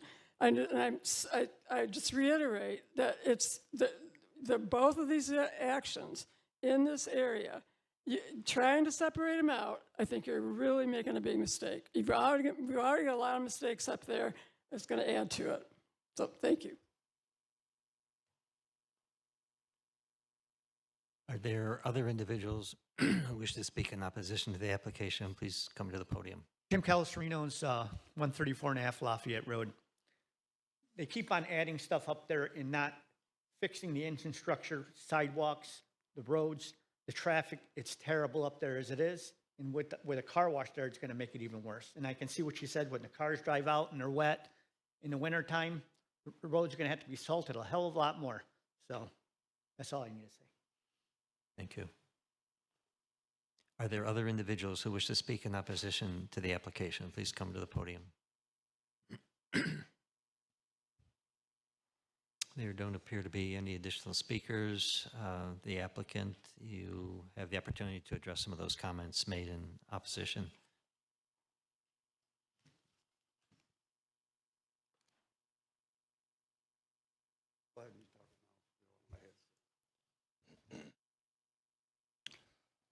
I'll do my best to address as many of these comments as possible. In regard to pedestrian safety, there's a pedestrian route across the site. There's an existing sidewalk, crosswalks across the intersection up to Lafayette to the other intersection. That pedestrian route is going to be maintained. The sidewalks that are across from the new driveway will be rebuilt, so you'll have new sidewalks there. That pedestrian route should not be impacted, and we can offer pedestrian yield signs at the front of the site to ensure the pedestrians have safe crossing of any of the site driveway.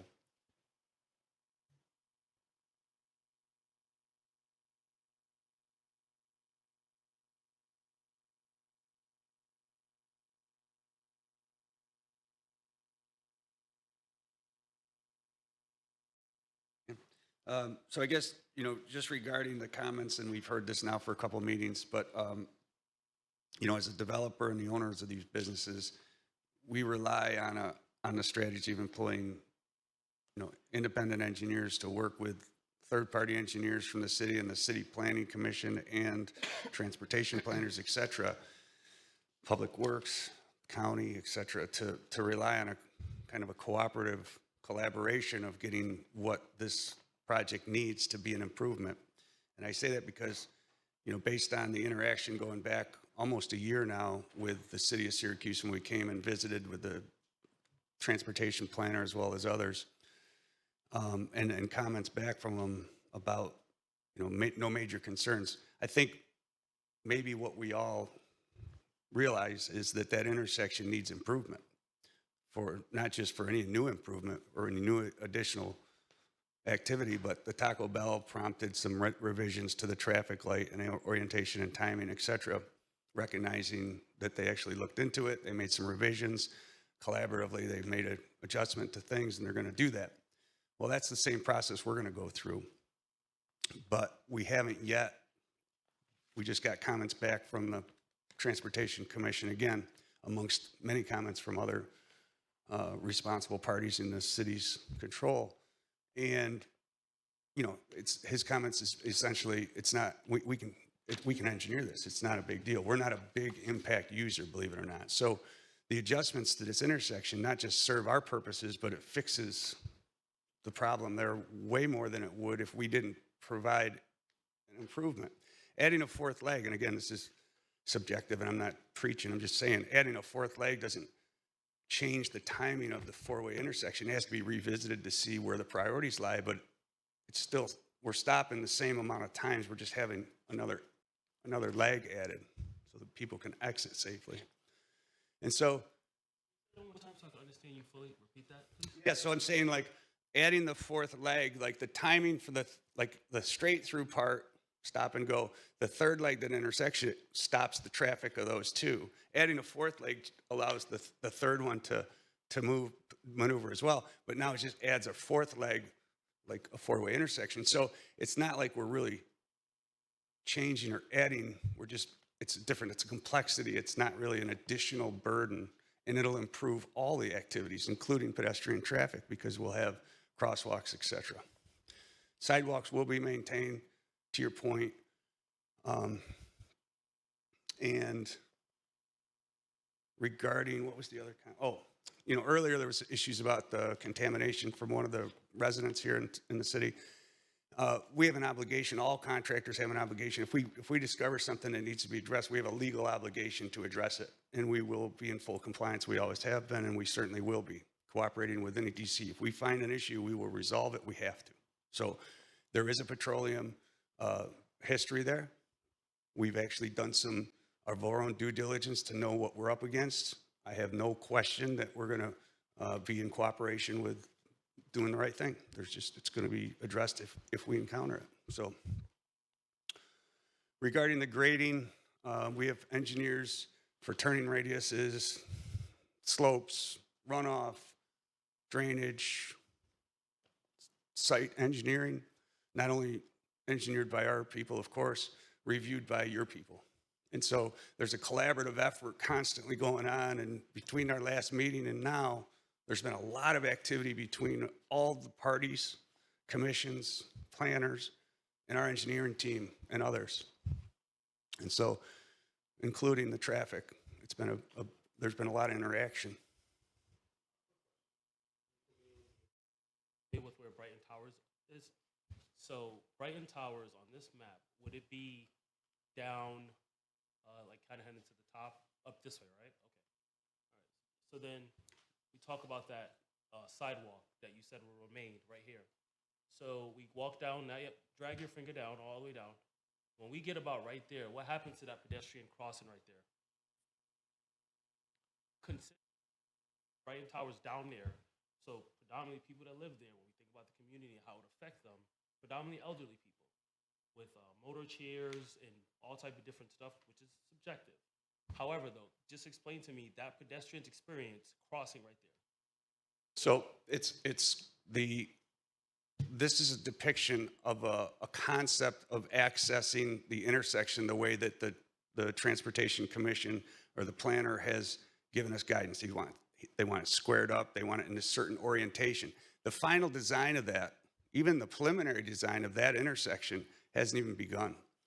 Because after a quote unquote approval, after we get a go ahead to go ahead and say we can do this, which we haven't got to, then that engages a whole nother level of engineering team. Go ahead. Answer my question. I asked for you from understanding that entrance where the people are going to go in and out of the projected car wash. That sidewalk, what is that pedestrian's experience going to be like crossing? Is the entrance going to change? Is that what you're saying? That's going to be the entrance and the exit. We know it's going to be in that area oriented a certain way. The design of it will probably have pedestrian crosswalk signs as well as a crosswalk, and the final design will be collaboratively designed with our engineering team and the transportation planner to meet the safety criteria of that area for all the residents. Got you. So are you saying that potentially the entrance and exit of the car wash could potentially change and the pedestrian would not have to worry about crossing the street, crossing over from being on the sidewalk and trying to get to the other side and being like stopped for a minute because their cars go in and out? You're saying that's not going to happen? The final design of the enter and exit, as far as the exact location, where the mast arm will be, how far the lights are hanging over. Lights, sir. Again, I'm asking the last The time. design's not done. The sidewalk is right there. You just pointed it to me. I'm asking you again, where the exit and entrance is for the car wash. I'll get up and show you what I'm talking about.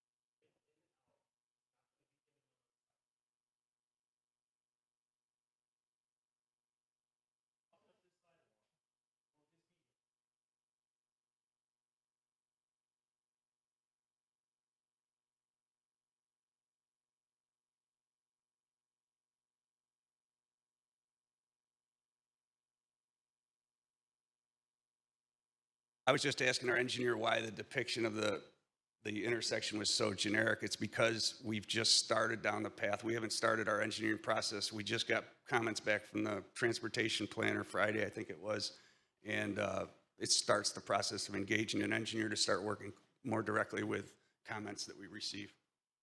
So that's one of the things that makes me a bit uncomfortable, because in the report from the transportation planner, there's lots of stipulations here that are far from resolved. Things need to be discovered, determined what actually works, what doesn't work. So Sure. item 11 in that list, and this is the letter dated July 10th, Item 11, which Ms. Stibley referred to, stipulates that if any point during the future operation of the site of the traffic from the project creates negative impact to the intersection or surrounding streets, the owner applicant will be required to make corrections to the satisfaction of the city of Syracuse. That item has 3 asterisks in front of it. I'm not sure what the 3 asterisks mean. I haven't found any point that they're referred to. But for one, I would like to see that as a condition of the resolution if this is approved, if that's possible, or is that a standard statement? It's always required. They can't get a building permit until they satisfy those requirements. So you, in theory, do not need to worry about that because those types of discussions and conversations, they have to satisfy the building code. So they will have to do that before they are issued a building permit. I guess then, just not to make too fine a point on it, because you built a number of these before, you've obviously dealt with pedestrian traffic and intersections with vehicular traffic. So if the city asks you to mark that intersection to indicate there's got to be a yield or some kind of safety designation for pedestrians, you're agreeing to that stipulation. Of course. And you say that's standard. Right. So if you approve what they're asking for, the waivers they need from you, and you approve their application, that doesn't mean they get to build it. That means they take that and they go to Jake's office and they talk to all of the engineers they need to speak to until they satisfy the building code.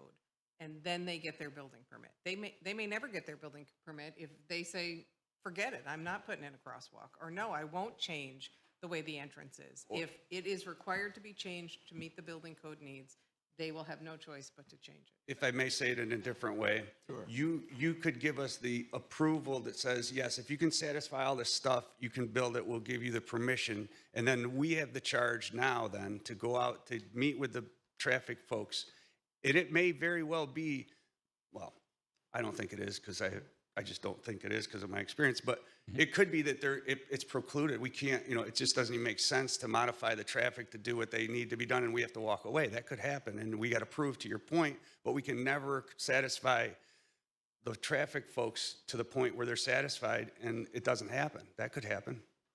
But I wouldn't have gotten this far into the process if I believed that. And that's why I've spent so many trips up here to deal with them proactively before introducing this project to this commission. Because I have a very good comfort level in working with these folks and talking to them a number of times and he even says it needs to be corrected. There's no question about that, with or without us. We're actually going to do the community a favor and make it a much better and safer intersection, even more so than what Taco Bell has done to improve it. So.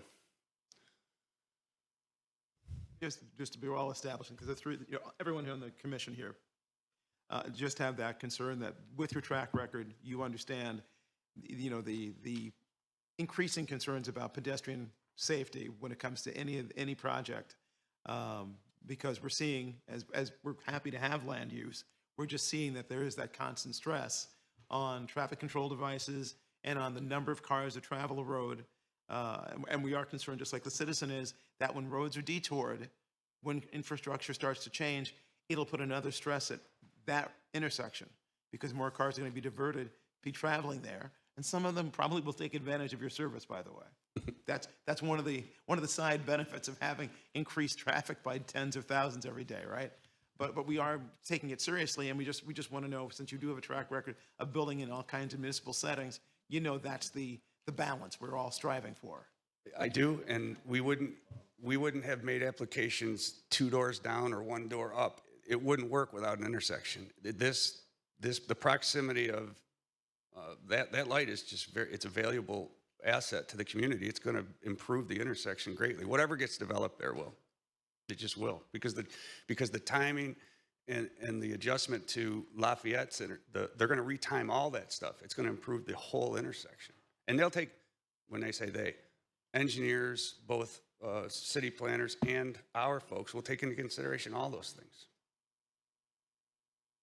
But I have enough information from the meetings I've had informally to know how much we will impact traffic there. And I can tell you from my experience that we're not a big producer, although the connotation is that we are.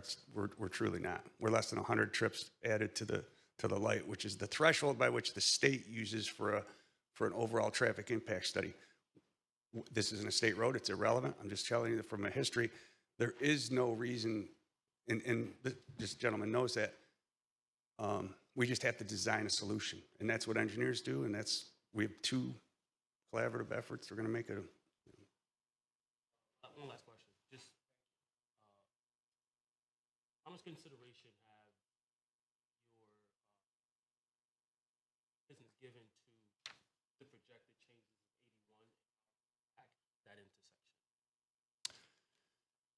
Yeah, go ahead.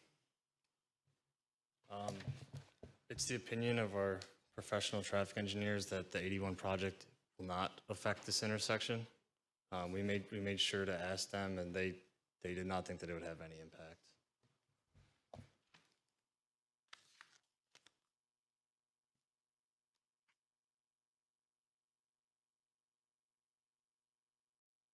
I just had a question on the traffic study. I understand, and I couldn't find exact numbers here, but you determined that the traffic study was not necessary because you had less than 100 additional new cars or additional traffic. But if the different numbers that you give add up to something like 160 new cars, you just specify different numbers at different times of the day. So I'm just trying to understand specifically what the requirements are for the traffic study, because you enumerate more than 100 cars just at different times of the day. Right, so I'm sorry, I should explain that better. It's per hour, 100 trips per hour. Yep. Thank you. That's the state's criteria, and again, it has no relevance here. That clarifies. It's a threshold, that's all. What's your average member like? Usage? Usage and just like number of memberships. What do you average? There's really no average. Every location is different because of density and population, but it's 1,000 to a couple, several thousand members using it. Some people use it 20 times a month. Some people use it 0, but the average is it's less than 4. I just remember from the last meeting we had asked in regards to that traffic. You just said some people use it sometimes.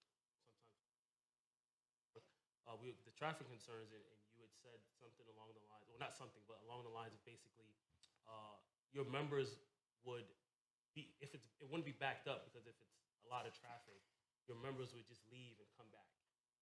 Well, they would pass by is what it probably meant by that. They would see a line and maybe move on and come back at a different time. Is that more subjective or objective? We see it, and we've talked to our customers, and we see the activity, and so we lived in a world where we didn't have memberships, and then we live in a world now at the same locations where we do have memberships, and we've seen the evolution of use.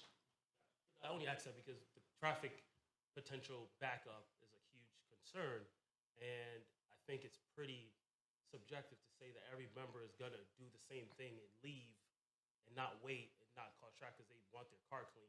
You know, you can't tell me like, oh, he's gonna leave because there's a lot of people here and whatnot. You know what I mean? So I'm Agreed. just concerned about that. You know, I agree. It's a very subjective thing with high impact. I was trying to express with the history that we have that we've seen, and this site particularly happens to have more stacking than any other site in our whole portfolio. The ability, we can put more cars on this site just because of its shape and size than any site in our existence in Splash. That's a big deal. We don't have issues.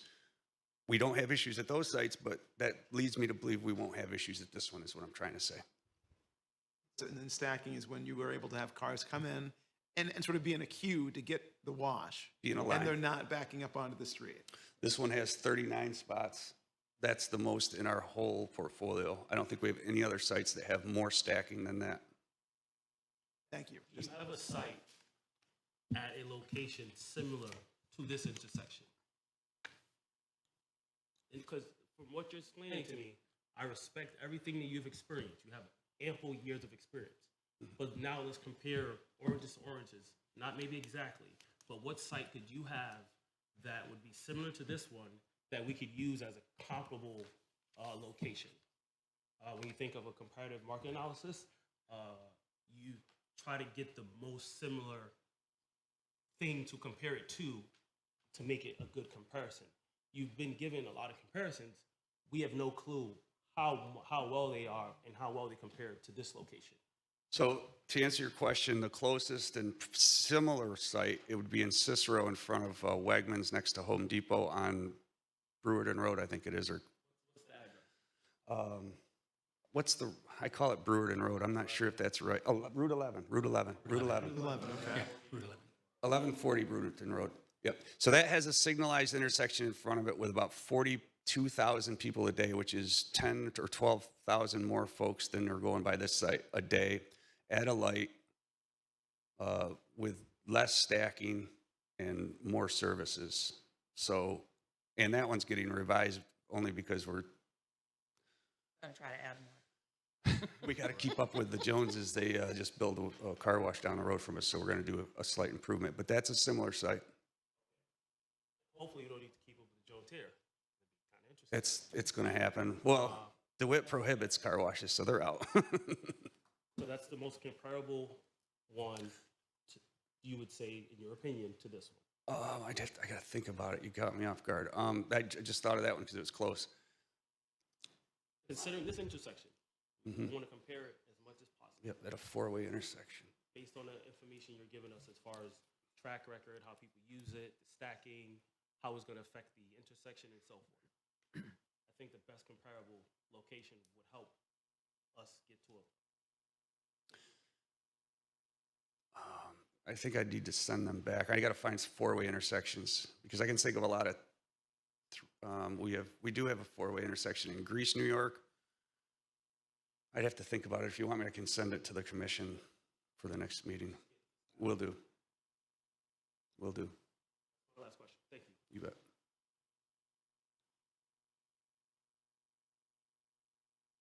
Questions? I'm good. Thank you. Unless there's outstanding information, I think we're in a position to close this public hearing. Is there anything that the commission members need by way of additional information, either from staff or from the applicant? Just location, which he said he'd get to us. You need that to make your determination? To close? No, not to close. Okay. I think we can close this public hearing for the special permit SP 23-10. We now have two separate but related applications whose hearings have closed. R-23-31 and R-SP-23-10.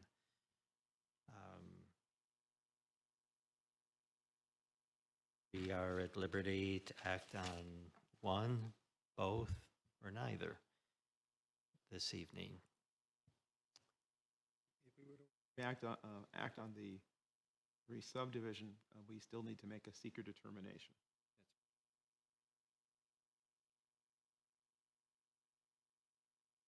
Add something, Steve.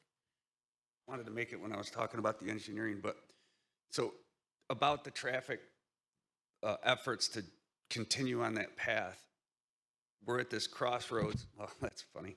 But we're at this point at which it's the chicken or the egg, because until we get kind of supported for this application, we're not going to go out and spend and I mean, it's a lot of money to get a traffic design.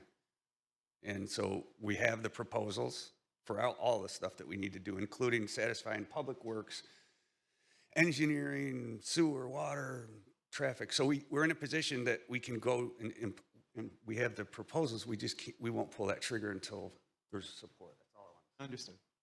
Thank you. Thank you. So we were all, and I was patting you on the shoulder and saying, so if we go forward with the re-subdivision, we would start with our seeker determination. Correct.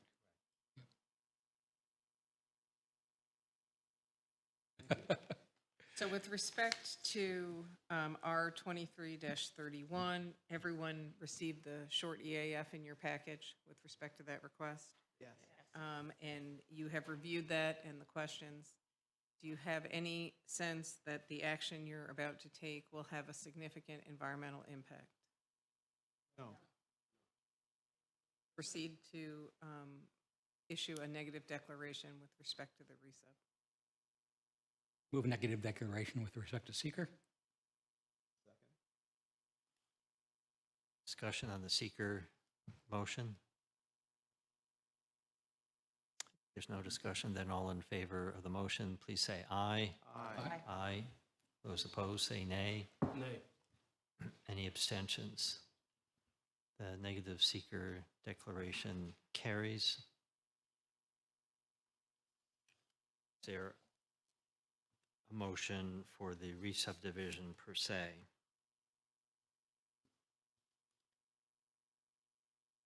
So moved. Second. Discussion.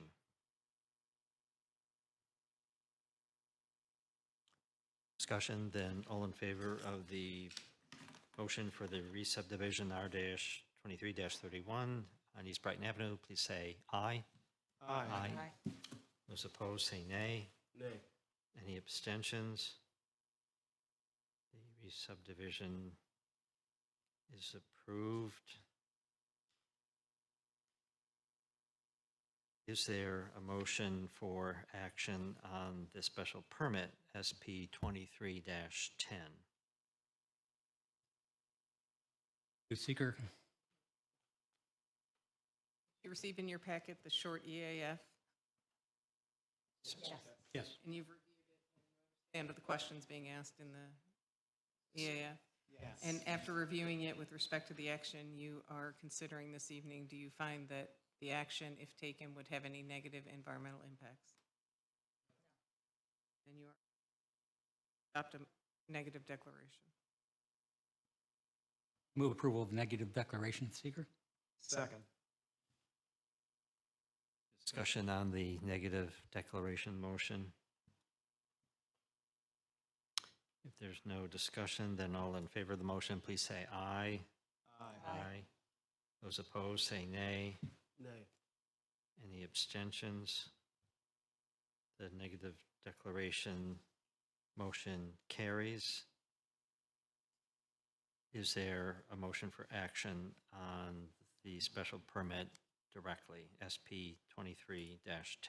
Mr. Chairman, I know that there are a number of issues that we reviewed tonight, and I would submit, we've closed the hearing, we made a negative declaration, but I submit that some of us would like to do homework before we're able to make a formal motion on the actual approval or denial of this application.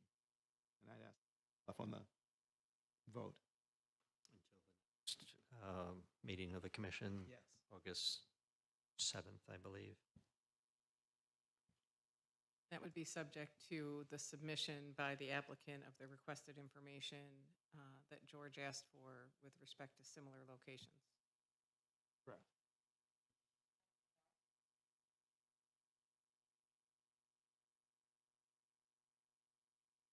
Consensus? Okay. Thank you for the suggestion. The hearing's closed, but we will hold action pending that information that's been requested this evening. That, so far as I know, concludes our public hearing schedule for this evening, but not quite our business. We do have a new business item, and we also have authorization. Thank you. Thank you guys very much. Good night. An authorization for the August 7th meeting. Could you please introduce the 3-mile limit case? New business agenda 3S-23-13 3-mile limit subdivision review town of Onondaga. The applicant is looking forward to divide one property into 2 new lots at 4379 Albert Road. And just to reconfirm, the city engineer has reviewed this proposal and has signed off on it, correct?